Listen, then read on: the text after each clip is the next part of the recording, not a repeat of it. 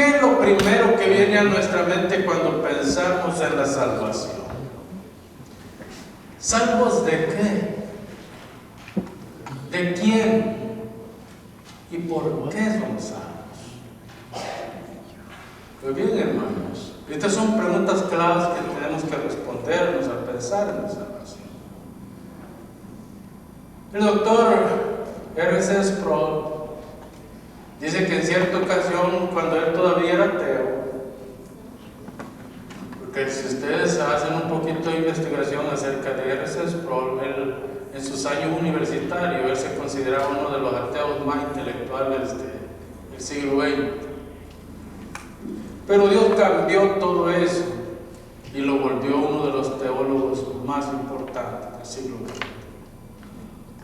Y el doctor Sproul dice que en cierta ocasión él iba saliendo de la universidad y iba a hacer los estacionamientos de la universidad, tomar su auto para conducirse a casa. Y que un joven muy animado estaba evangelizando los estacionamientos de la universidad. Y dice que le dice: ¿tú eres salvo? Dice que le dice el joven: ¿eres salvo?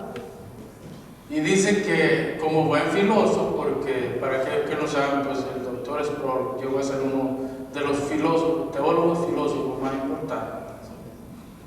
Dice que le devolvió la pregunta que le hizo con otra pregunta: ¿salvo de qué? ¿Salvo de qué? Ahora, ¿qué es lo primero que viene a la mente de un cristiano cuando piensa en la salvación que Dios nos ha dado? Normalmente en el mundo evangélico, cuando se piensa en la salvación, se piensa que nosotros somos salvos del infierno, que nosotros somos salvos del diablo, que nosotros somos salvos de los demonios. ¿Será esta la salvación de lo que la Biblia habla? La Biblia habla específicamente que somos salvos, pero ¿salvos de quién? Pues eso es lo que vamos a ver en este sermón hoy.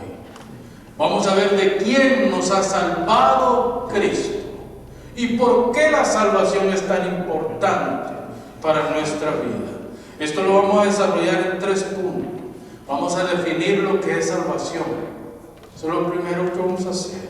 Luego vamos a hablar del llamado eficaz de Dios a la persona. Y por último, si la expiación es limitada o es universal. Estos son los 3 puntos que vamos a tocar en este sermón. Así que vamos a comenzar a definir lo que es salvación. Primeramente, hermano, cuando nosotros pensamos en la salvación, debemos de pensar, por ejemplo, cuando hay un accidente, ¿verdad? Cuando tenemos un accidente, nosotros decimos, tenemos un comentario: fuimos salvados de morir en este accidente. O cuando vemos que una persona está pasando una situación, fue salva esa persona de caer en un desfalco económico. O esa persona fue rescatada de la muerte porque prácticamente estaba en cuidados intensivos, etc. Podemos seguir enumerando. Pero cuando nosotros hablamos de salvación, nosotros debemos de entender que Cristo nos ha salvado de la ira de Dios. Sí, hermanos. Nosotros no hemos sido salvos de ir al infierno. Nosotros no hemos sido salvos de una tragedia. Nosotros no hemos sido salvos de una enfermedad. Nosotros hemos sido salvados de la ira perfecta, santa, justa de un Dios airado contra el pecado y contra el pecador. Esa es la realidad. Eso es lo que nosotros éramos. Hijos de ira. Escuchen bien, éramos. Tiempo pasado. No estamos hablando del tiempo presente. Éramos hijos de ira. ¿Acaso no es eso lo que el apóstol Pablo está diciendo? Vean el capítulo 2, verso 3. El apóstol Pablo está introduciendo todo lo que él piensa. Desde el verso 2 le habla: en los cuales anduviste en otro tiempo, siguiendo la corriente de este mundo, conforme al príncipe de la potestad del aire, el espíritu que ahora opera en los hijos de desobediencia. Es decir, Satanás opera todo el sistema humanista, todo el sistema pecador, todo el sistema idolátrico. Satanás trabaja en este mundo a través de ese sistema. Ahora fíjense bien, hermanos. Dice el verso 3: entre los cuales también todos nosotros vivimos en otro tiempo, con los deseos de nuestra carne, haciendo la voluntad de la carne y de los pensamientos, y éramos por naturaleza, ¿qué éramos por naturaleza? Hijos de ira. Hijos de ira. Es decir, Dios estaba airado contra nosotros. Hoy hay un concepto que se habla mucho en las iglesias. Ay, es que mira, hermano, especialmente cuando hacemos evangelismo, queremos, no sé, congraciar con la gente y hacer mucho más blando lo que nosotros, el comentario que nosotros les vamos a hacer. Y les decimos: es que mira, hermano, Dios ama al pecador y aborrece su pecado. ¿Será verdadero? No. ¿Sabes por qué? Porque Dios va a tomar al pecador y lo va a lanzar al lago de fuego. Si Dios ama al pecador y aborrece su pecado, entonces debería de agarrar el pecado y lanzar el pecado al lago de fuego y dejar libre de pecado al pecador. Pero Dios no ama. Dios dice que está, ¿qué dice? Y éramos por naturaleza hijos de ira, lo mismo que los demás. Es decir, los que no tienen a Cristo en su corazón son hijos de ira. Estos son los demás, los que no tienen a Cristo.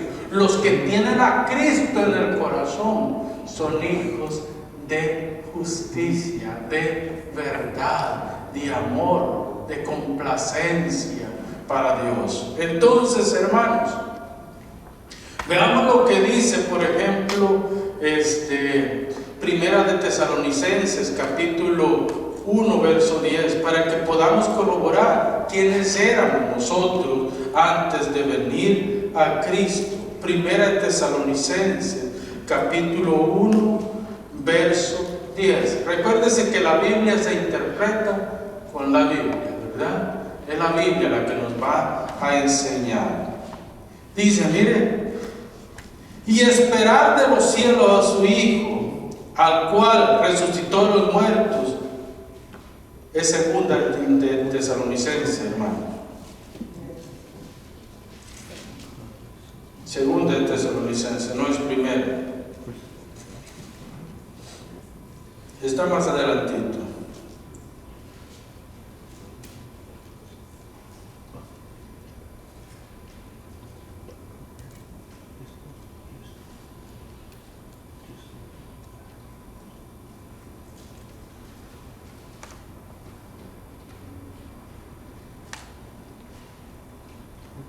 No, yo creo que puse mal esta cita bíblica. No sé por qué no me aparece. De todas maneras, en este pasaje, vamos a Apocalipsis, capítulo 20.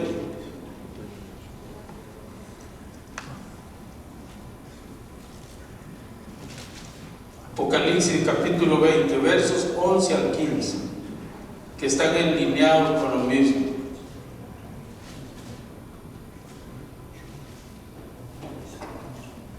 Dice el verso 11: y vino un gran trono blanco, y el que estaba sentado en él, delante del cual huyeron la tierra y el cielo, y ningún lugar se encontró para ellos. Y vi a los muertos, grandes y pequeños, de pie ante Dios, y los libros fueron abiertos, y otro libro fue abierto, el cual es el libro de la vida. Y fueron juzgados los muertos por las obras que estaban escritas en los libros, según sus obras. Y el mar entregó los muertos que había en él. Y la muerte y el Hades entregaron los muertos que habían en ellos. Y fueron juzgados cada uno según sus obras. Y la muerte y el Hades fueron lanzados al lago de fuego. Esta es la muerte segunda. Y el que no se halló inscrito en el libro de la vida fue lanzado al lago de fuego. La ira de Dios se derrama sobre aquellos que no han conocido o no han querido conocer a Dios.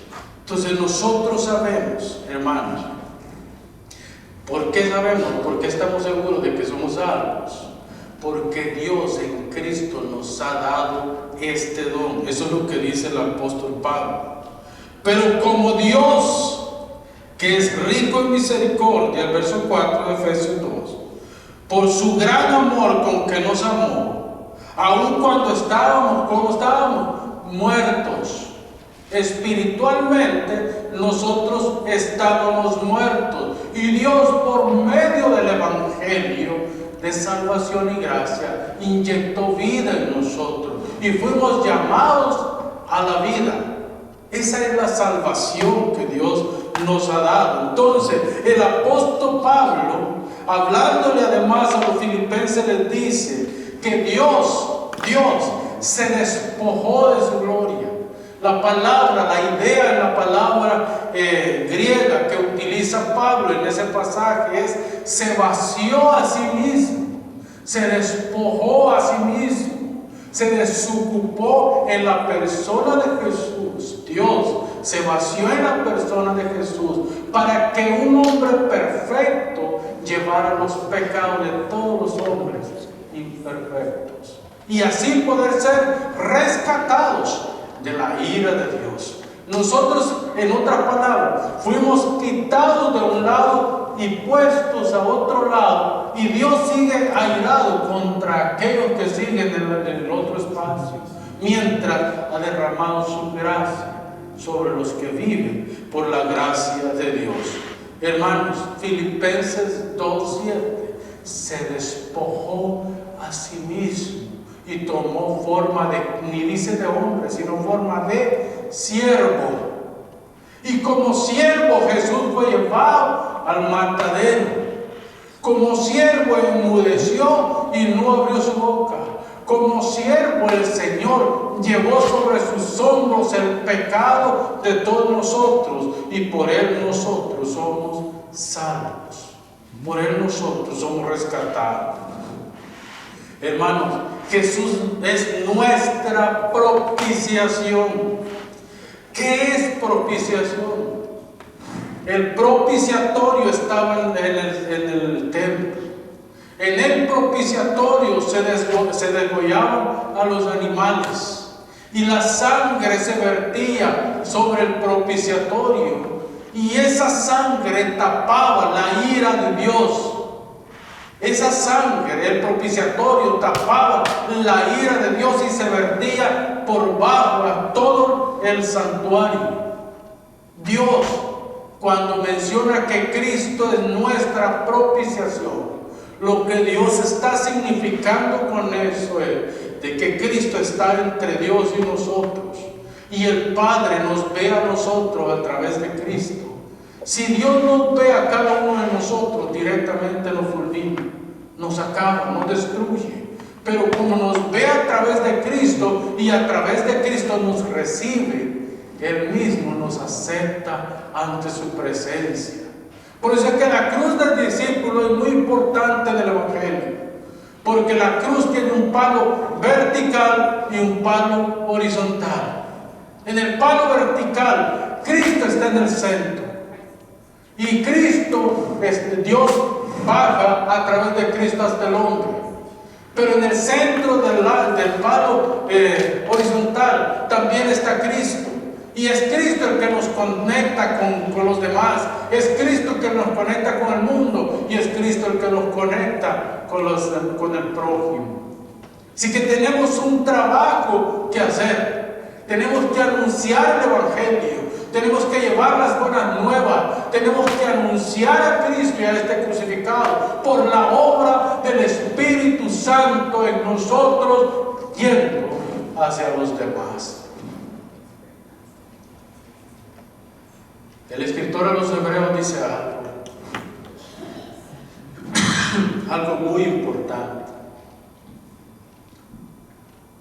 Tenemos a un gran sumo sacerdote, capítulo 4, verso 15 de Hebreos, que puede compadecerse de nosotros, porque Él fue tentado en todo. Es decir, Jesús fue tentado en todas las áreas que un hombre y una mujer pueden ser tentados. Todas las áreas en las que un hombre o una mujer puede ser tentado, Jesús fue tentado. La diferencia es que Jesús no pecó. Esa es la única diferencia, hermano.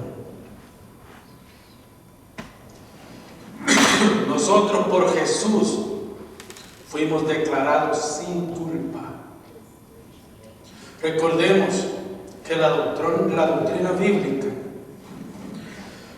de la ira de Dios la encontramos a lo largo y ancho de toda la Biblia. La doctrina bíblica de la ira de Dios nos muestra que Dios nos está irado contra el pecado y el pecador. En el huerto de Edén, nosotros podemos ver a Adán peca, ¿verdad? ¿Cuál fue la reacción de Adán al pecado? Vergüenza, miedo, ocultarse. ¿Cuál fue la reacción de Dios hacia el pecado? Ir al encuentro del pecador, ¿verdad? Ir al encuentro de la persona. Y Dios va al encuentro de Adán, pero Dios iba destinado a destruir a Adán. Cuando Dios llama a Adán, le dice: Adán, Adán, ¿dónde estás tú? Dios venía con la espada desenvainada para matar a Adán. Y Pablo está pensando en eso cuando escribe el capítulo 3 y el capítulo 6 de Romanos. Porque la paga del pecado es muerte. Pero a mí me encanta la segunda parte del versículo. Mas la dádiva de Dios es vida eterna en Cristo Jesús. O sea, no nos deja bajo el juicio de Dios. La palabra de Dios no nos deja bajo el juicio de Dios, sino que nos introduce a la gracia de Dios. Dios viene con la espada desenvainada, sus ojos puestos en Adán, listo para ejecutar su justicia sobre el hombre pecador. Pero de repente Dios voltea su vista y la descarga sobre el inocente. Y Dios tiene que asesinar, tiene que matar, tiene que sacrificar un animal para cubrir el pecado de Adán.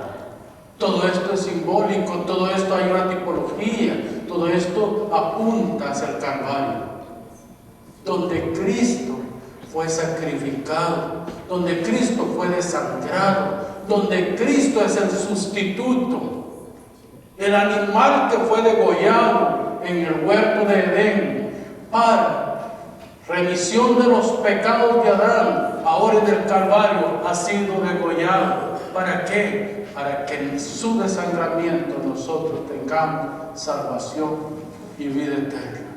Todo esto es un símbolo de lo que habría de suceder más adelante. Ahora vean, hermano, el verso 5.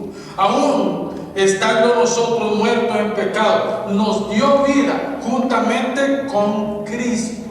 Es decir, en todo el acto de salvación, Cristo está enrollado.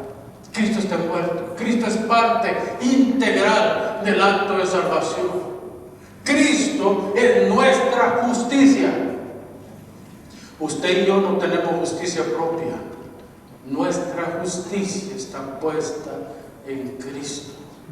Él es nuestro sustituto y por Él nosotros somos salvos. Ahora piense, cuando hablamos del pecado, nosotros hablamos de dos cosas: justicia y gracia. Gracia, Dios extendió su gracia a nosotros, los que hemos sido llamados por Dios al arrepentimiento. Pero la justicia de Dios está puesta sobre el pecador.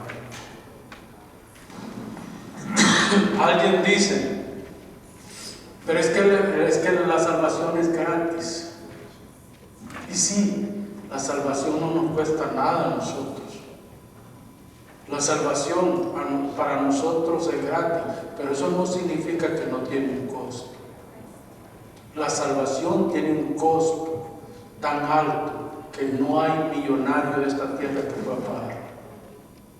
La salvación cuesta la sangre de Cristo, y esa sangre no la puede pagar nadie de este mundo.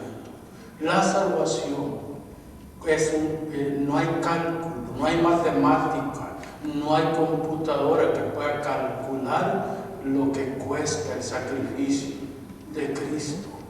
No solamente por lo que es, sino por todo lo que involucró ese sacrificio. El Dios se hizo hombre. La humillación más grande que Dios sufrió fue haberse vuelto ser humano. Esa es la humillación más grande que Él sufrió. Ahora, hermanos, también tenemos que ver que en el Evangelio nosotros encontramos la santidad de Dios, la justicia de Dios, pero además de eso encontramos la fidelidad de Dios. Hay una fidelidad pactual. Dios hace pacto con su iglesia, y esa fidelidad pactual involucra a nuestros hijos. Esa fidelidad pactual involucra a nuestras generaciones. ¿Acaso no es eso lo que dice la ley de Dios? Dice que el pecado de los transgresores de la ley alcanza la tercera y cuarta generación de los que transgreden la ley. Pero la misericordia de Dios, a veces nosotros perdemos de vista lo que sigue después del juicio. La misericordia de Dios alcanza miles de generaciones. Entonces, nosotros tenemos que ver que en el Evangelio hay gracia, pero también hay justicia. Y en la gracia de Dios, nosotros hemos sido alcanzados para salvación, pero en la justicia de Dios, el resto de la población queda bajo el juicio inescrutable de Dios, porque nadie podrá jamás entender bien. Ahora, ¿qué es el llamado incondicional de Dios? Enseñando acerca de esto en cierta ocasión en una conferencia, una de las personas que estaba presente en la conferencia, teníamos un grupo ya como de unas 150 personas que estaban en la conferencia. Se levanta una persona y me dice: de acuerdo a lo que usted está diciendo, señor Ramírez, en realidad lo que usted enseña es un Dios déspota, malvado, un Dios perverso el que usted enseña. No es el Dios que yo conozco. Como conferencista, en el momento yo me sentí ofendido por la respuesta de esta persona, pero guardé la calma y le digo: explíqueme acerca del Dios que usted conoce. Pues el Dios que yo conozco es un Dios de amor, de gracia, de bondad. Excelente, porque ese Dios es el que yo conozco también. El problema, le digo yo, es que usted ha odiado una parte muy importante. También el fuego consumidor. Es decir, ese Dios que usted me ha planteado es el Dios en el que yo creo, lleno de amor, de bondad, de justicia, de gracia. Y yo me regocijo en todo lo que Él ha hecho por mí. Pero también no puedo perder de vista que ese Dios es fuego consumidor, y Él dice que va a venir contra el pecado y lo va a destruir. ¿Es o no es cierto que el mismo pasaje que usted me está mencionando tiene las dos cosas, justicia y gracia. Ahora, hermanos, en el llamado irresistible de Dios hay mucha confusión. Mucha gente cree que nosotros tenemos un Dios que nos ve como marionetas, como títeres, que nos mueve al antojo de Él y hace lo que quiere con nosotros. De eso no es lo que habla la Biblia. Cuando nosotros hablamos, o cuando yo hablo de la soberanía de Dios en la salvación, la Biblia contundentemente y claramente establece que nosotros estamos muertos en delitos y pecados, incapacitados para ir a Dios. ¿Qué puede hacer un muerto? Dígame usted. Un muerto no puede hacer nada, ni puede respirar, mucho menos moverse. La Biblia dice que nosotros estamos muertos en pecado, incapacitados. Cuando la Biblia dice eso, está diciendo que nuestra voluntad, nuestro raciocinio, nuestra capacidad para entender a Dios está entenebrecida. O sea, no lo podemos tomar literalmente, es algo espiritual. Estamos muertos espiritualmente, y un muerto espiritual no puede entender lo que Dios hace, a menos de que Dios empiece a obrar el llamado en esa persona. Y Dios empieza paulatinamente, algunos diferentes. Hay una persona, esto es un testimonio real, que tardó 30 años para entender lo que Dios estaba haciendo con él. Usted sabe lo que es pasar 30 años que Dios lo está llamando, lo está llamando y lo está llamando. Pero cuando llegó al año 30, cayó postrado ante Dios en adoración, porque entendió, ese día entendió que Dios lo estaba llamando. Hermanos, hay un árbol frutal que se siembra sobre todo en la parte desértica de África y del Medio Oriente. El fruto que da se llama dátil. Pero ese árbol usted lo siembra hoy y se tiene que esperar 50 años para que dé fruto. O sea, si yo siembro ese árbol hoy, yo no voy a comer del fruto de ese árbol, porque se va a tardar 50 años. El coco, yo no sé lo que vienen de zonas tropicales, se tarda más o menos. Hoy han hecho un asunto que un coco puede dar fruto en 4 años, pero el natural, el que se siembra natural y que se desarrolla natural, se tarda 10 años para dar fruto. Pongámoslo en contexto. Si usted evangeliza a una persona hoy, ¿qué es lo que está haciendo? Está sembrando una semilla, la semilla del evangelio en esa persona. ¿Cuánto tiempo se va a tardar esa semilla para brotar, para germinar y para dar fruto? Eso no es el control. Usted no puede tener ese control. ¿Qué tal si es dátil? ¿Cuánto se va a tardar para que esa persona dé fruto? 50 años. Pero ¿qué tal si es coco? Se va a tardar 10 años a dar fruto la semilla que usted sembró en esa persona. Es ahí donde el apóstol Pablo dice: yo sembré, Apolo regó, pero el crecimiento lo dio Dios, porque nosotros solamente somos los instrumentos en las manos de Dios, pero el que salva, el que convence, el que atrae, el que destruye a la persona, porque hay que destruir el viejo hombre para que el nuevo hombre brote de lo viejo. Mientras una persona, hermanos, y eso déjeme decirle que es para todos nosotros los cristianos también, mientras un cristiano no mate el viejo hombre en él, el nuevo hombre no va a brotar. Y no estoy diciendo que no es algo. Lo que estoy diciendo es que tenemos día a día que crucificar al viejo hombre para darle lugar a que brote el nuevo hombre en nosotros. Y Dios va a ir haciéndonos crecer, madurar, hasta que demos fruto 100%. Hermanos, el llamado eficaz es así. Nosotros sí podemos resistir el llamado de Dios. Y pueden pasar años Dios llamándonos, Dios enviándonos diferentes tribulaciones para hacernos ver que Él quiere tener una relación con nosotros.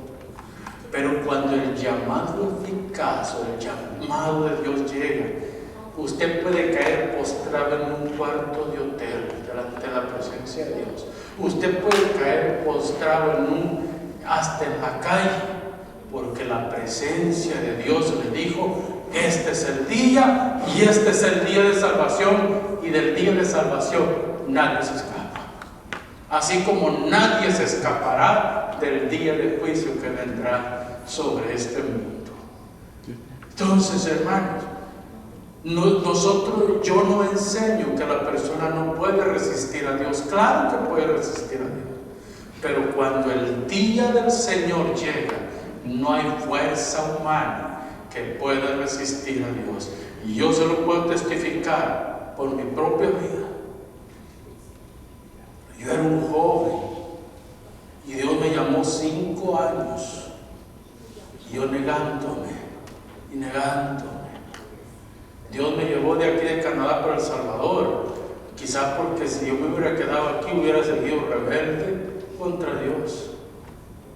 Yo llegué a El Salvador, imagínense, todavía Dios me devanó en el piso, y todavía yo rechazando el llamado de Dios, hasta que un día,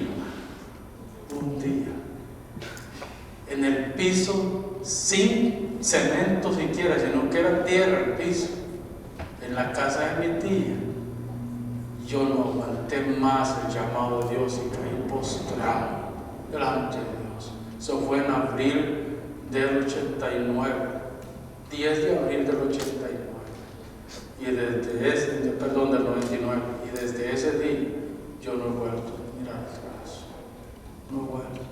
Y no es que no he tenido problemas, no es que no he tenido ganas de volver al mundo, claro que sí, pero cuando me acuerdo de dónde Dios me sacó, y todo lo que Dios ha hecho conmigo, y toda la bendición que he podido ser para miles de personas en Latinoamérica, a través de mis enseñanzas, a través de mis predicaciones, a través de los signos que he escrito, a través de los poemas que he escrito, digo, esto era lo que Dios quería conmigo, y ahora estoy aquí predicándoles a ustedes. Y yo no sé en esta predicación en cuántas otras personas no se va a reproducir. Si me explico, hermano, el llamado de Dios a la salvación es irresistible. No hay fuerza humana ni demoníaca que pueda interferir al llamado de Dios a la salvación. Podrá ser por un tiempo. Y para ir terminando, la expiación limitada e ilimitada. Recuerden una cosa, hermanos, que el llamado de Dios es para los que son de Dios, los que Dios ha elegido para que sean salvos. Ellos son los que van a ser llamados, ellos son los que van a ser justificados, ellos son los que van a ser santificados, y ellos son los que van a ser glorificados en el día de Jesucristo. Mientras Dios abandona un resto de la humanidad en sus delitos y pecados. No voy a leer el pasaje, pero lea Romanos capítulo 1 desde el verso 18 hasta el verso 30 o 25. Y usted va a encontrar que es Dios el que los abandona. No son ellos los que se abandonan, es Dios el que los abandona en su pecado con un solo fin, que se condenen, para que Dios derrame su justicia sobre ellos. Ahora, la salvación es ilimitada, en cierto sentido sí. Es decir, la salvación tiene que escucharla todo el mundo. Todo el mundo tiene derecho a oír el Evangelio. De hecho, Jesús en la Gran Comisión nos manda a hacer discípulos a todas las naciones. Nosotros tenemos que predicarle hasta el diablo si se pone frente. Tenemos que predicarle el evangelio.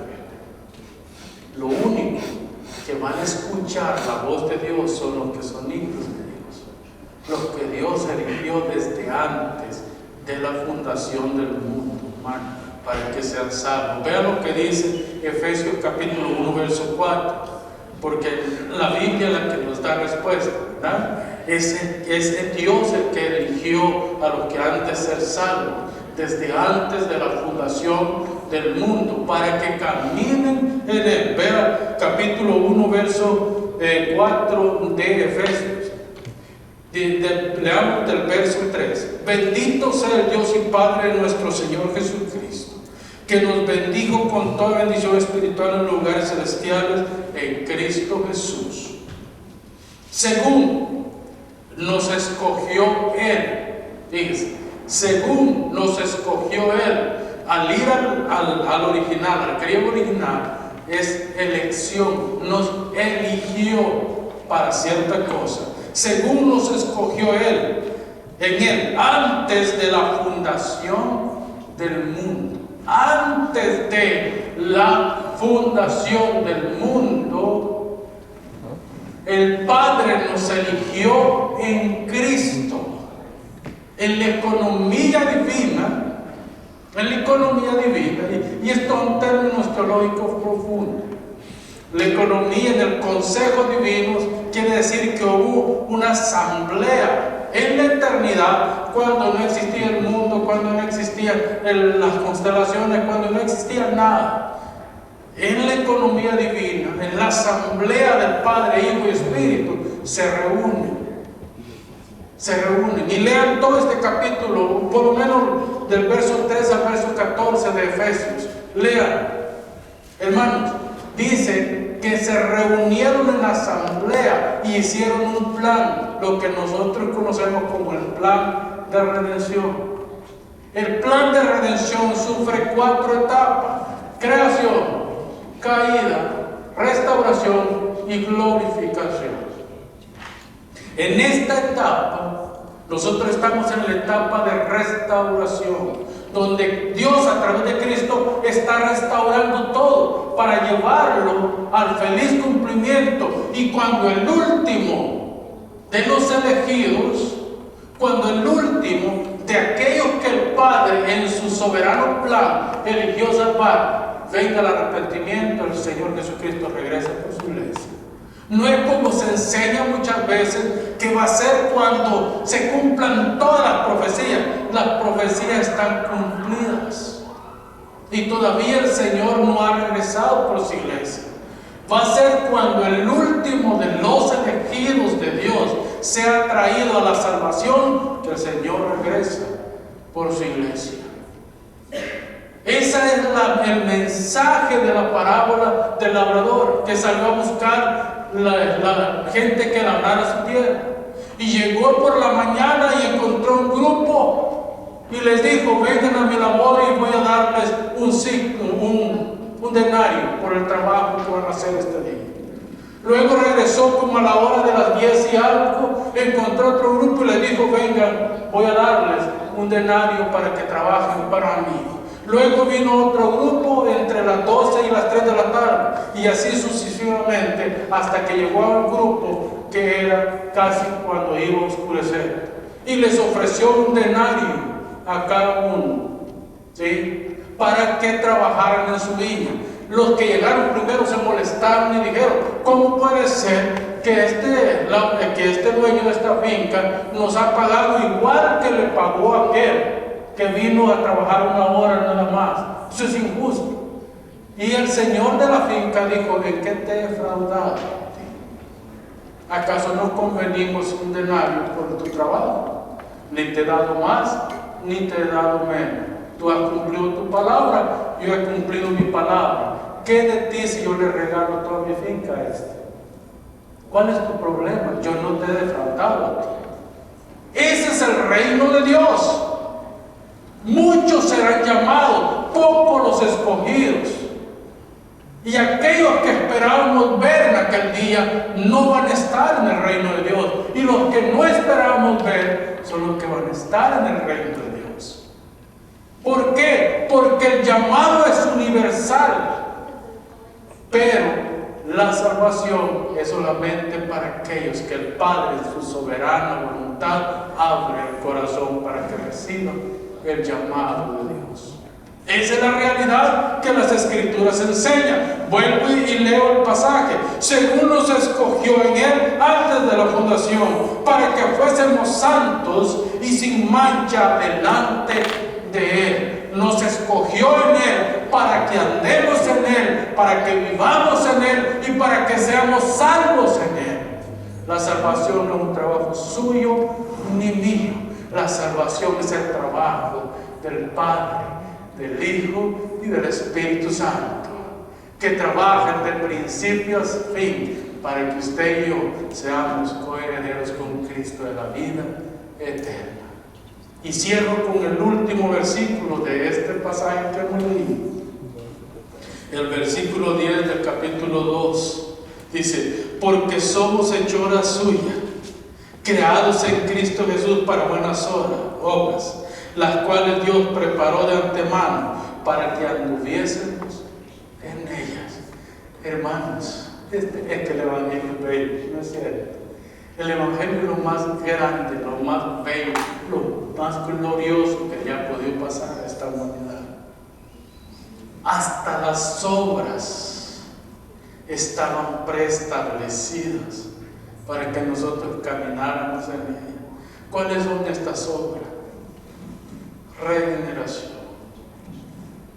santificación, fe, nuevo nacimiento y por último, glorificación.